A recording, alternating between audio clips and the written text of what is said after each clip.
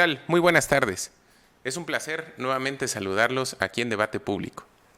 Debate Público que en esta etapa de crisis sanitaria pues se convierte en un esfuerzo multiplicador porque pues al final de cuentas es mucho más complicado estar fuera de casa, pero con mucho gusto y con mucho entusiasmo aquí estamos porque al final de cuentas el país, Oaxaca, nuestra sociedad pues no se detienen y vale la pena como siempre reflexionar acerca de los temas que van ocurriendo, acerca de las decisiones del gobierno que por su propia naturaleza están sujetas al escrutinio de las personas y pues bueno, tratando de ser ciudadanos responsables, conscientes, atentos a nuestra propia realidad, pues la idea que podemos tener en este momento es hacer un debate público desde casa, esperando que todos ustedes estén en casa bien resguardados, pues que podamos en este esquema de programas pues hablar de lo que está ocurriendo,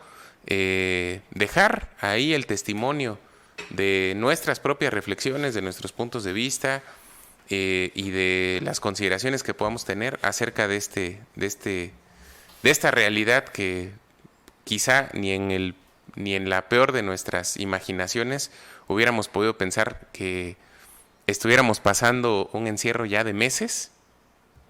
Qué complicado pensarlo siquiera, pero bueno, aquí estamos, tenemos que salir adelante. Como dicen siempre, todo va a salir bien. Y pues esta tarde, aquí en Debate Público, nos acompañan dos muy buenos amigos, muy respetados amigos, que han sido de alguna manera parte de este esfuerzo. Y bueno, presento en primer término a mi amiga, la maestra Xóchitl Yasmín Velázquez. ¿Qué tal, Xóchitl? Gracias por estar aquí, por hacer el esfuerzo, por venir. La idea siempre es estar en casa, pero te agradezco mucho que esta tarde nos acompañes aquí en Debate Público. Y bueno, y pues por segunda ocasión consecutiva nos acompaña un gran amigo, gran amigo, además señorón muy respetado, el maestro aquí de la casa, don Raúl Castellanos Hernández. Don Raúl, muchas gracias. Gracias por esta invitación. Aquí no, estamos, hombre, no, pues, por supuesto, es un honor. Gracias. Mucho gusto, Xóchitl.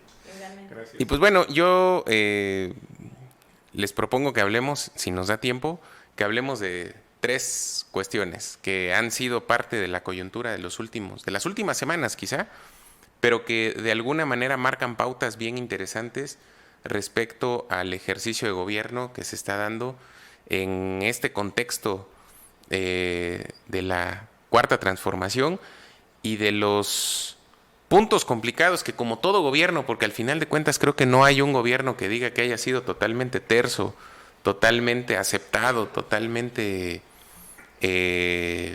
ajeno a la polémica, pues se ha generado, aún en medio de la pandemia, pues algunas discusiones muy interesantes que no nada más pasan por la coyuntura, sino que de alguna manera van a algunos fondos del proceso de gobierno que con Andrés Manuel, después de Andrés Manuel, antes de Andrés Manuel, se va a seguir dando. Uno de ellos fue la propuesta impulsada de alguna manera desde el propio Poder Ejecutivo de hacer revisable el presupuesto fuera del decreto que emite cada año el Congreso de la Unión de cómo se va a ejercer el gasto público y de cómo se van a recaudar los recursos para poder solventar este gasto público. Haciendo un poco de contexto, porque al final parece un tema como muy jurídico, vamos a decirlo de esta manera.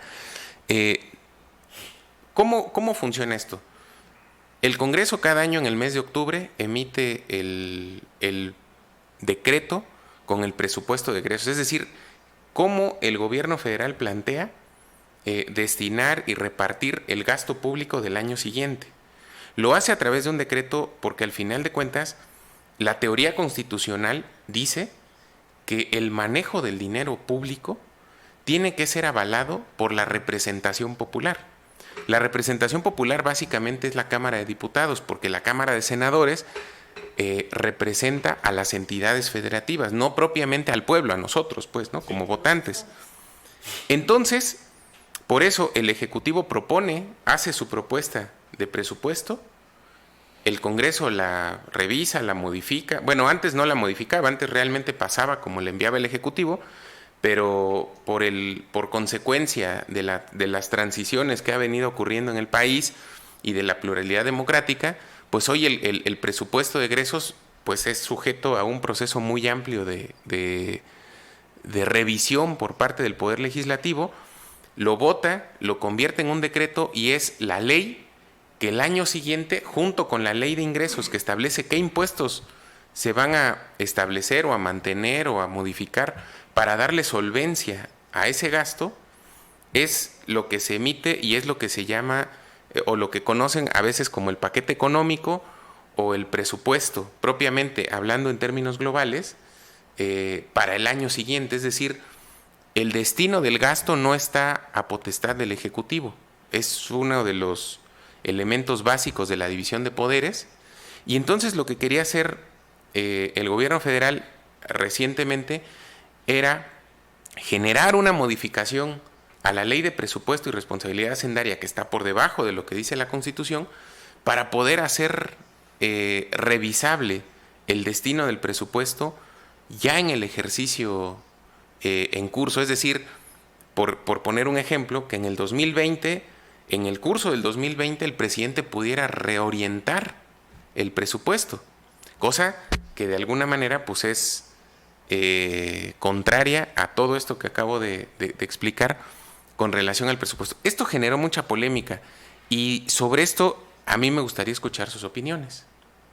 Xóchitl. Bueno, pues muchísimas gracias. Sin embargo, respecto a todo el contexto que está usted comentando, nunca antes en el mundo habíamos vivido una pandemia con de verdad tantas complicaciones. Entonces, no solamente el gobierno de México se ha visto entrampado en tomar decisiones demasiado drásticas, ¿no?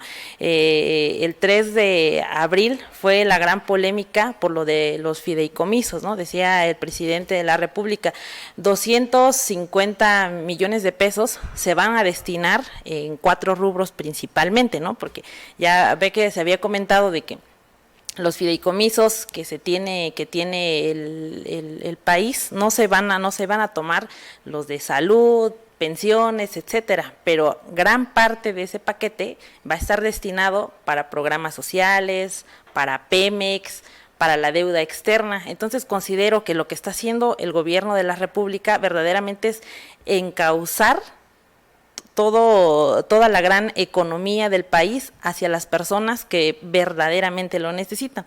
El lema de Andrés Manuel, ¿no? Por el bien de México, primero los pobres, sigue ese mismo curso. Sé que muchos a lo mejor estamos en desacuerdo con que se han tomado decisiones demasiado arbitrarias en el país, no se ha respetado un marco jurídico como el que debería ser, pero ¿cuántos otros gobiernos anteriores, aún respetando el marco jurídico, han caído en demasiados errores, ¿no? El claro caso del estado de Veracruz, donde Duarte utilizaba los recursos de los medicamentos para inyectarle a los niños con cáncer agua, ¿no?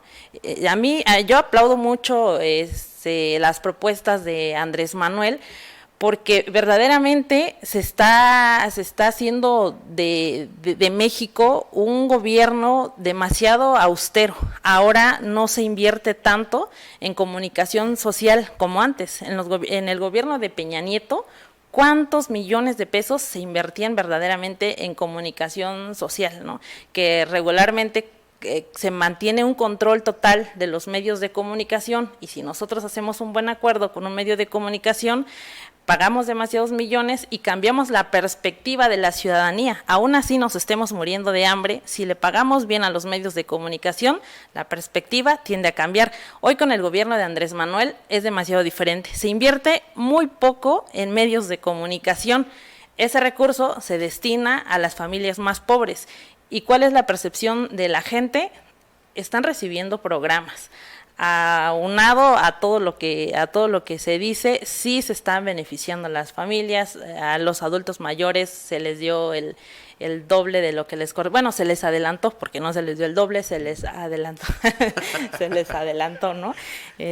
Bueno, a las personas con muy bajos recursos, o sea, sí están siendo, sí están siendo, verdaderamente la sociedad ha estado siendo, beneficiada, inclusive las encuestas que recientemente han salido de opiniones, hacia el gobierno de Andrés Manuel, ya subieron 8 puntos por arriba de lo que se tenía el mes pasado, ¿no? El mes pasado todavía, bueno, aún seguimos espantados por esta pandemia porque no sabemos a ciencia cierta cuándo va a terminar, cómo va a terminar, ¿no? Inclusive la UAPJO dice que regresa a clases el 1 de agosto, o sea, falta muchísimo tiempo todavía. Imagínense los medios, exactamente, las personas que tienen, se dedican al comercio informal, verdaderamente esto es algo catastrófico y o sea, hay que entender también al gobierno de tomar este tipo de decisiones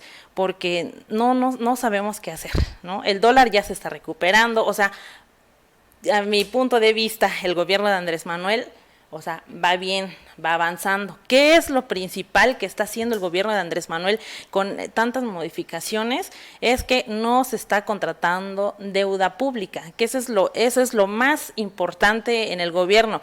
Fuera otro gobierno, ya hubiera contratado deuda pública, estuviéramos ya endeudadísimos con el Fondo Monetario Internacional, etcétera, etcétera, pero el gobierno de Andrés Manuel no tiene deuda pública, asciende casi a los 500,000 millones de dólares la deuda que tiene México. Tan solo el primer trimestre de este año fueron cerca de 10,000 millones de pesos de más deuda. Imagínense, deuda tras deuda. El gobierno de Andrés Manuel está de verdad resguardando el dinero que se tiene para destinarlo a la gente más pobre, para las empresas. Claro, es demasiado riesgoso. Ahí el apoyo de toda la gente para que nosotros pues tratemos ya de no endeudarnos tanto, o sea, hacer acciones sociales de manera diferente. Comento esto porque, o sea, sí es un contexto que a veces nos damos que muy arriba. A ver, la decisión del gobierno de Andrés Manuel es arbitraria, no nos está apoyando, etcétera, etcétera. ¿Quién tiene esa percepción? Los empresarios, los ricos, solo las personas que tienen acceso a un grupo verdaderamente de poder minoritario es el que ha estado muy afectado y es el único grupo que tiene el poder total y absoluto de poder controlar y de poder pues dar la opinión a la ciudadanía, ¿no? Pero cuando ya vamos a territorio, hacia la sociedad, hay un grupo fuerte de personas que dice, el gobierno nos está apoyando, ¿no? Recibimos los subsidios que de por sí nos da el gobierno federal, estamos recibiendo créditos de 25,000 pesos, créditos a los empresarios, también ya ahí depende de nosotros cómo nos vayamos acomodando como ciudadanía. Es riesgoso lo que está haciendo el gobierno, pero es muy aplaudible para la sociedad, no para los empresarios. Sin embargo, ahí subyacen dos cuestiones, ¿no? Primero, la proclividad del gobierno, porque lo hemos visto en muchísimas decisiones, desafortunadamente no ha sido una en particular, en las que desconoce las reglas. Si le ponemos una palabra medio generosa, ¿no? Más o menos comedida, ¿no? Por un lado, y por otro lado, que esto es la otra parte que de alguna manera es como el lado B de este gran debate económico que viene aparejado a la pandemia, pues es que en realidad las medidas más neoliberales que se han tomado en los últimos años con relación a la economía, pues son las de Andrés Manuel, ¿no? Que es justamente el evitar una medida contracíclica de contratar deuda en un momento de crisis para mantenerse atrás, que es justamente lo que el modelo neoliberal puro establece, que el Estado se achique, que el Estado de alguna manera se haga ajeno a lo que ocurre en distintos ámbitos, y vemos ahí un escenario muy, muy dispar, porque por un lado el gobierno está tratando de no meterse en todo el tema económico, pero por otro lado está tratando de generar modelos estatificadores muy complejos como el que ocurre con Comisión Federal de Electricidad y Pemex, a los que de alguna manera, desconociendo las reglas, los está volviendo a poner o tratando de poner como elementos preponderantes de ciertos sectores, como el sector energético, que es muy complejo, cuando todo el entorno, no el entorno mexicano, sino el entorno mundial, es un entorno de competencia. Sí. Bueno, el tema es muy complejo. Es decir, yo creo que tú estás planteando el tema un tema fundamental, el tema presupuestal, que para regresar al inicio, ¿no? Mira, yo creo que globalmente, lo vemos con una visión global, lo fundamental es mantener un Estado de Derecho. Es decir, cualquier régimen democrático tiene que regirse por instituciones sólidas y tiene que regirse por leyes. Hay una constitución, hay leyes secundarias, hay incluso tradiciones políticas que son los que le dan una estabilidad a un gobierno, a un régimen, a un Estado nacional. Coincido con Xóchitl en el sentido de que estamos viviendo una etapa muy compleja, inédita, y contigo también. Es decir, eso ya le da una característica diferente a las decisiones. Las decisiones cobran mayor trascendencia en ese contexto. Ahora, el tema del planteamiento presupuestal. Bueno, la Cámara tiene facultades en ese contexto. La Constitución se las otorga, lo que tú bien planteabas, hay un análisis del presupuesto, hay negociaciones, ahora van los gobernadores, van las instancias que van a recibir presupuesto o que son beneficiadas con los presupuestos federales, a la Cámara se consensa, se emite el decreto que debe regir el gasto público del gobierno federal. Yo coincido, es una condición especial, y ahí yo creo que debería. En ocasiones a veces lo que se descuida son las formas, porque finalmente las constituciones, los regímenes jurídicos también son sujetos de discusión, de debate, de actualización, de adecuación a las circunstancias que privan en una sociedad. Hace muchos años no se consideraba, por ejemplo, el tema de los derechos humanos en el tema constitucional. Sin embargo, las mismas condiciones de las sociedades, las dinámicas, han ido modificando las estructuras. Yo creo que en el tema del presupuesto, lo que hubo fue un mal planteamiento de forma, porque finalmente me parece que es correcto que el gobierno federal trate de encontrar alternativas para poder, si no solucionar, sí paliar las condiciones que están privando en el país en todos los temas. Entonces, yo creo que ahí hubo lo que está sucediendo también en México, y en eso veo, por ejemplo, en lo que dice Xóchitl, ella tiene una visión, es correcta. Y es cierto, del otro lado hay quienes tienen una visión totalmente extrema, es decir, una visión diferente respecto a las políticas públicas que se están aplicando por el gobierno federal, a los planteamientos que hace el presidente de la República. Y yo creo que también aquí había con más serenidad diferenciar lo que es política de fondo, decisiones de fondo, y lo que son también características del debate. Es decir, hay un hecho irrefutable, que el presidente López Obrador vino a cambiar la forma de hacer política y de debatir.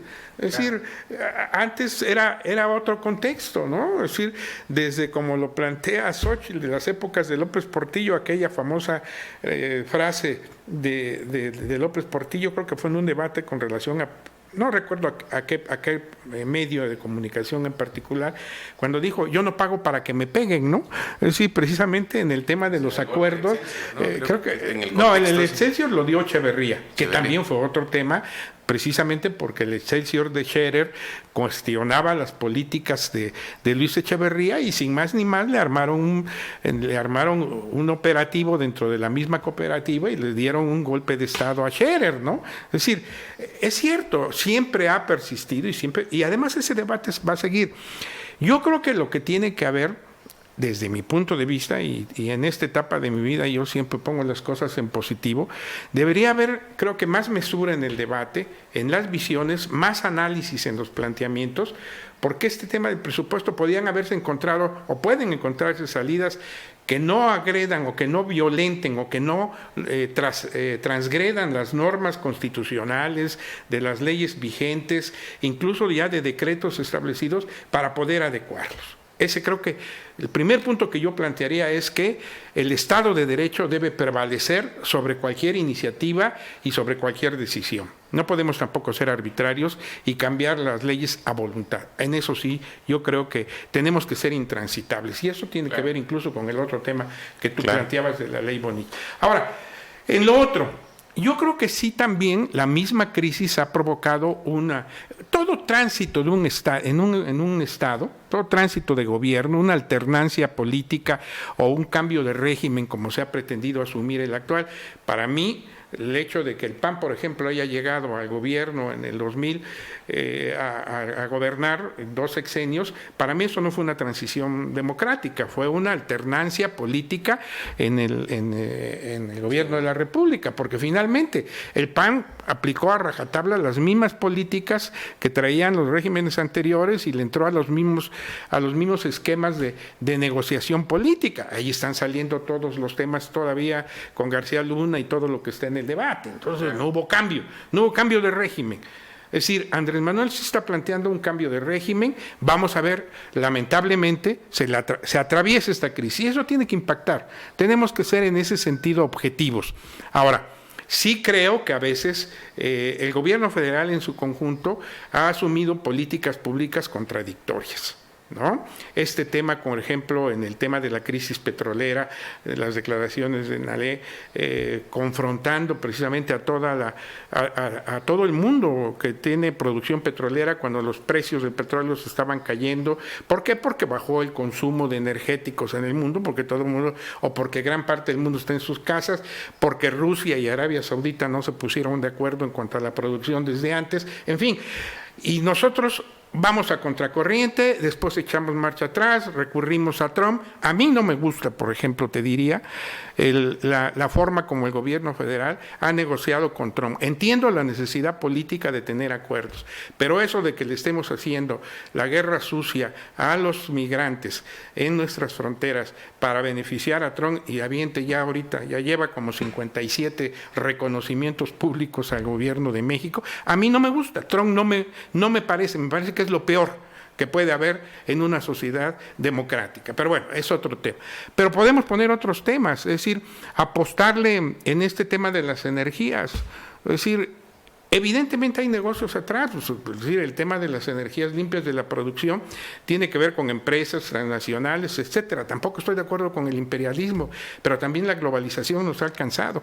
Entonces, creo que sí hay ciertas contradicciones, pero en las condiciones actuales hay que asumir que creo que el diálogo, el debate propositivo es el que debe prevalecer. Y en el tema del presupuesto, yo sí creo que es correcto que se canalice a los sectores más desprotegidos. Ya era una razón de discurso y de acción del presidente desde años y desde su campaña. Qué bueno que en ese sentido no haya cambiado, al contrario, que haya políticas públicas. Que no se están operando algunas correctamente, bueno, pues ahí también están los resultados. Recién el Seguro Social ofertó 25,000 pesos de créditos para ciertos sectores de empresas pequeñas y ahí están los resultados. No acudieron a solicitarlos en su mayoría. ¿Por qué? Porque los trámites, la burocratización que también se ha generado, ahí están los temas de los hospitales, la falta de insumos, la contradicción del tema Bartlett de los respiradores, en fin, yo creo que hay que ser objetivos y debemos ponernos en un ámbito positivo, pero resumiendo, en este contexto de cualquier modificación al presupuesto o de cualquier utilización a una norma ya establecida, debe ser motivo de un debate jurídico de fondo y de un respeto total al ámbito constitucional. Claro, y es que eso se concatena con el otro tema que traíamos en la cartera, que es lo que le llaman la ley Bonilla. Sí. Porque la ley Bonilla, al final de cuentas, lo que intentaba era romper otro principio constitucional, que la Corte fue muy dura en la resolución, que a mí eso me parece un una luz que nos deja ver que el Estado de Derecho está vivo, que los controles constitucionales están vivos, que están vigentes. Y bueno, con relación ahorita a lo que planteaban, creo que cualquier acción o intento que pretenda romper el orden jurídico, pues únicamente robustece el poder hegemónico, que creo que es básicamente uno de los elementos contra los que los mexicanos hemos votado recurrentemente, con errores y con aciertos. Yo coincido mucho con esta visión de que el PAN no tuvo una alternancia, que en realidad fue una alternancia simple, pero no fue una transición. Desafortunadamente el régimen de Peña Nieto, pues creo que todavía fue más. Fue un régimen muy frívolo. Yo creo que ese fue un tiempo digo, perdido. por ponerlo también suavecito, Claro. ¿no? Sí. Y que bueno, y estamos en la antesala, bueno, ya no en la antesala, ¿no? Sino ya estamos viendo la posibilidad del cambio de régimen, pero bueno, este cambio de régimen pues tampoco está siendo perfecto. Creo que uno de los elementos más complejos es eso, es esta proclividad a no respetar las reglas, a ponerle adjetivos a las reglas y entonces con eso tener un pretexto para no respetarlas. Y la ley Bonilla iba a eso. La Corte fue muy dura cuando tasa el resultado de la ley Bonilla, porque dice, lo voy a tratar de decir en los términos más rápidos posibles, porque además ya se nos va el tiempo como agua.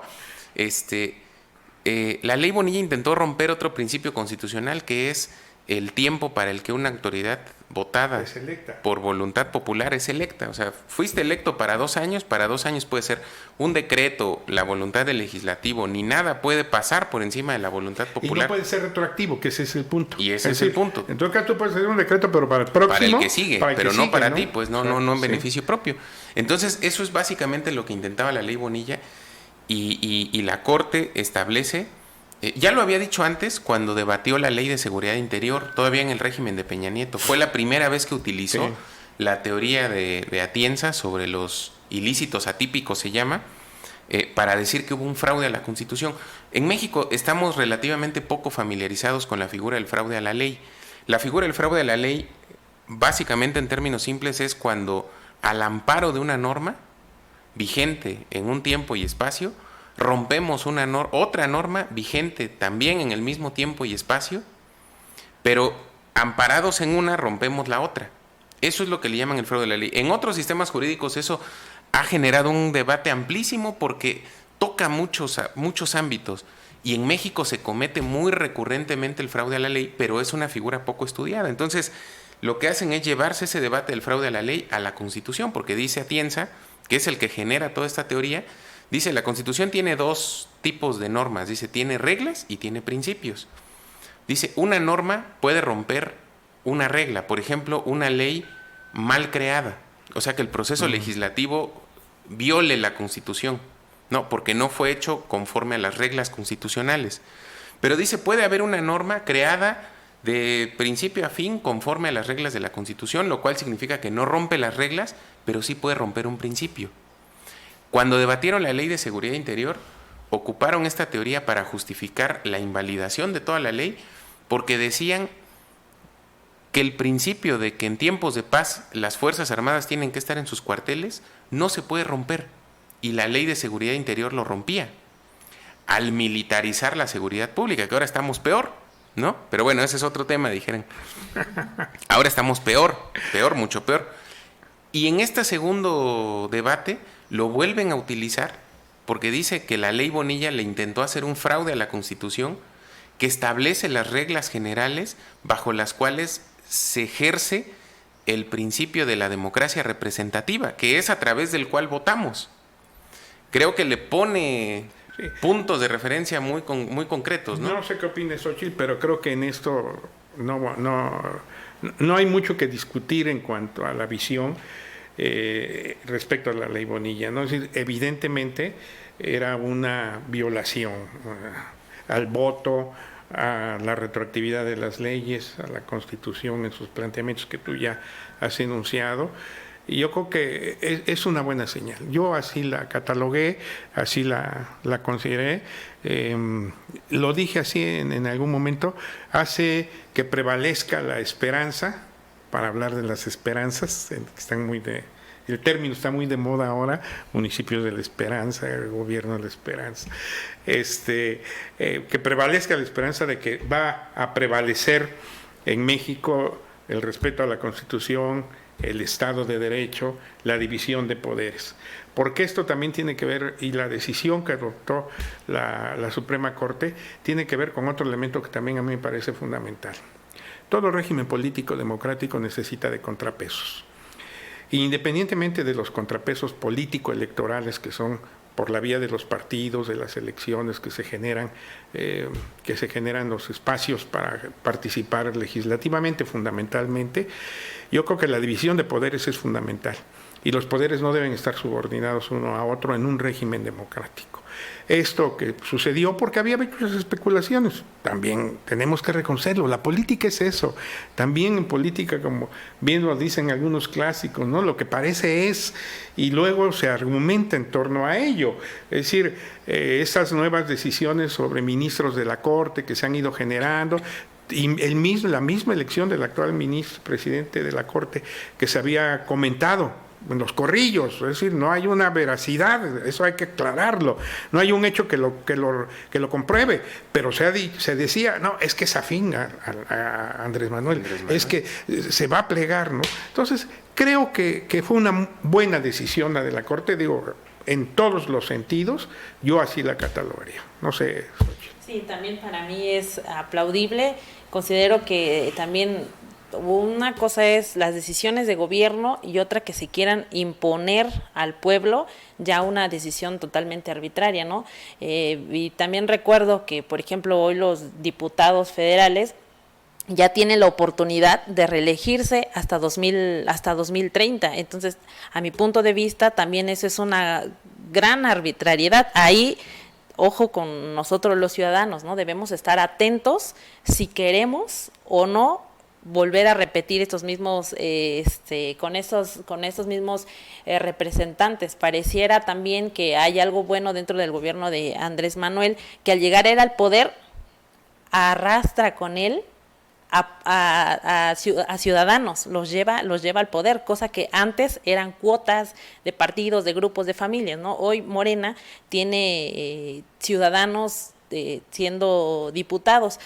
Pero hay un problema en ello, que a lo mejor no nos habíamos dado cuenta, que no participan, que las decisiones solamente están esperando a ver qué propone el presidente de la República y alzan la mano y con eso, o sea, no hay propuestas. Como en el antiguo régimen, ¿no? Digo, Sí, perdón. bueno, eso sí, ¿no? Pero antes por lo menos se veía también que participaban, que proponían. Oye, por ejemplo, el Congreso de Oaxaca solo homologa las leyes, ¿no? Las va homologando, pero de ahí no hay alguna propuesta en concreto para la ciudadanía, o sea, no participan, no sé, tal vez voy a atreverme a decir algo que esté como que erróneo, ¿no? Pero no son entes que se dediquen a pensar, a ver, este es el derecho, estas son las leyes, esto es un documento máximo para el pueblo. Verdaderamente lo de la ley Bonilla sí era una arbitrariedad del gobierno. Afortunadamente, pues no pasó, sino imagínense, al rato cualquiera, una caja de Pandora. Sí,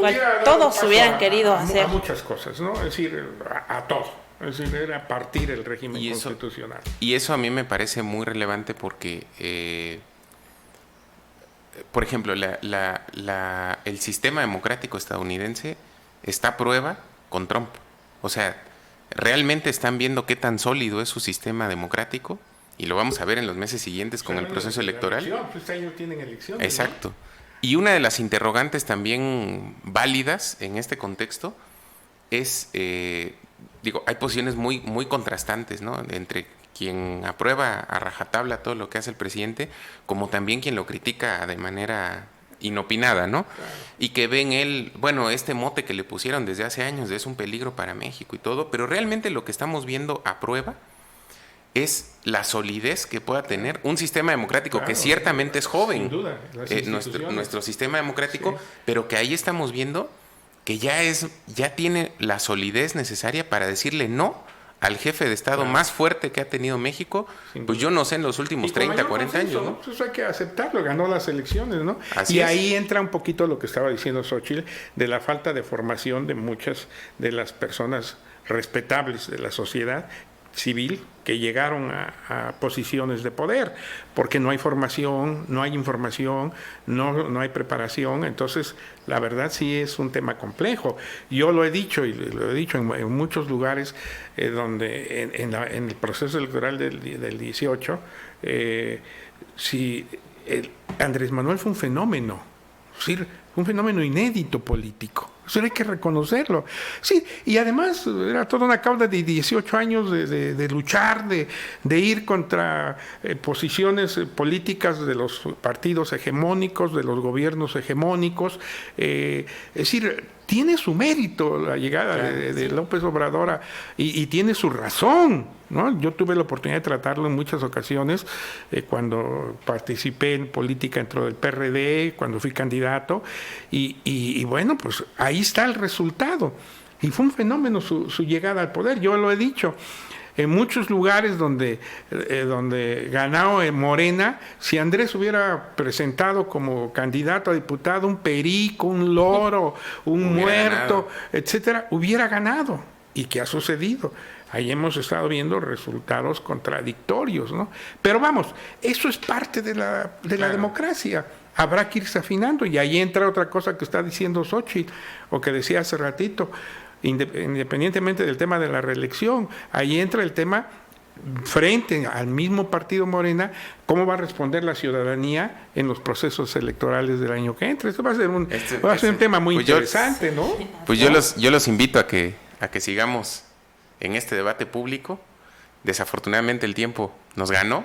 Faltó hablar de lo que está pasando. Sí, hombre. López-Gatell, el rockstar. El rockstar. ¿No? Pero bueno. Que ya tiene una invitación a la... ¿A cuál tú? Que dicen que se invitó solo, otros dicen que le invitan. ¿A la OMS, a la OMS? ¿Sí? Sí, o sea, ya México está como ejemplo dentro a nivel mundial de todas las políticas y decisiones que se han tomado en materia de salud. El INSABI, por ejemplo. No, del INSABI no hablemos para la próxima. Bueno, ¿qué pasó? Pues yo los invito a que, si nos es posible, nos veamos, si las condiciones nos lo permiten. Órale. Sigamos platicando, sigamos debatiendo. Xóchitl, muchísimas gracias. Gracias, maestro. Gracias, Muchas don Raúl. Un honor, Xóchitl. Gracias. Don Raúl, muchísimas gracias. Un honor, de veras, para mí, cada semana que me ha podido acompañar. Cuando hemos platicado de nuestros temas en común, cuando hemos hablado de los temas de la política estatal y nacional, y para mí siempre es un privilegio. Para decirle a nuestro público, antes de iniciar esta mesa, ya en este momento, estamos platicando de la universidad, ¿no? De los tiempos de la universidad. Claro. Casi nos llevamos casi otra media hora, ¿no? Sí. O más, creo. Hay que entrarle a todo, pero claro, bueno, por supuesto. Sobre todo, muchas gracias a usted que, como cada miércoles, nos acompaña aquí en Debate Público. Aquí nos vemos, si nos es posible y si las condiciones nos lo permiten, la próxima semana. Muchas gracias y muy buenas tardes.